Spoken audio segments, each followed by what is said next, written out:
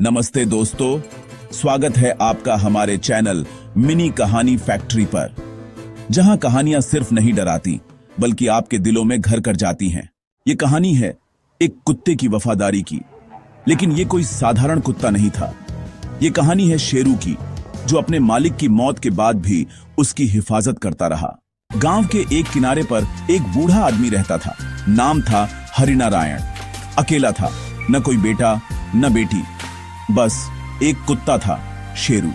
हर कोई जानता था कि शेरू सिर्फ कुत्ता नहीं था, वो हरिनारायण का साया था। जब भी हरिनारायण मंदिर जाता, शेरू साथ चलता। बाजार जाता, शेरू उसके बगल में होता। लोग कहते थे कि अगर हरिनारायण को खरोंच भी लग जाए तो शेरू पूरी रात जागकर उसकी रखवाली करता। एक दिन गांव में जोरदार तूफान आया और उसी रात हरिनारायण की मौत हो गई। गांव वालों ने उसका अंतिम संस्कार किया, लेकिन शेरू उस दिन से घर के दरवाजे पर बैठ गया, जैसे वो मान ही नहीं पा रहा था कि उसका मालिक अब नहीं रहा। धीरे धीरे घर सूना हो गया, लेकिन शेरू वहीं रहा। न कुछ खाया न पिया, बस बैठा रहा उसी दरवाजे पर, आंखें टकटकी लगाए। गांव वालों ने कई बार उसे अपने साथ रखने की कोशिश की, लेकिन शेरू हर रात लौट आता उसी वीरान घर में। कुछ ही दिनों में गांव में अजीब घटनाएं होने लगीं। जो भी उस घर के पास जाता, उसे किसी की आंखों की जलन महसूस होती, जैसे कोई घूर रहा हो। कई लोगों ने बताया कि रात में उन्हें किसी कुत्ते की भौंकने की आवाज सुनाई देती।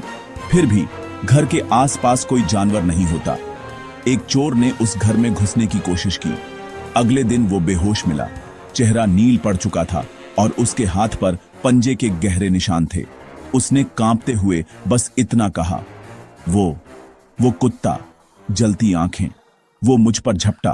अब गांव वाले डरने लगे थे, लेकिन कुछ बुजुर्गों ने कहा, डरने की जरूरत नहीं, वो शेरू है, वो अपने मालिक की रखवाली कर रहा है। वक्त बीतता गया, लेकिन शेरू की आत्मा कभी नहीं मिटी। अब भी जब रात के सन्नाटे में उस पुराने घर के पास से कोई गुजरता है, तो लगता है जैसे कोई साया साथ चल रहा हो। कहते हैं, अगर आप सच्चे दिल से किसी से वफा करते हैं, तो मौत भी उस रिश्ते को खत्म नहीं कर सकती।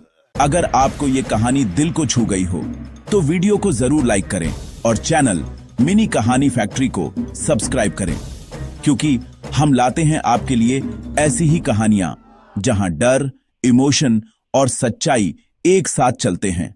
फिर मिलेंगे एक नई कहानी के साथ।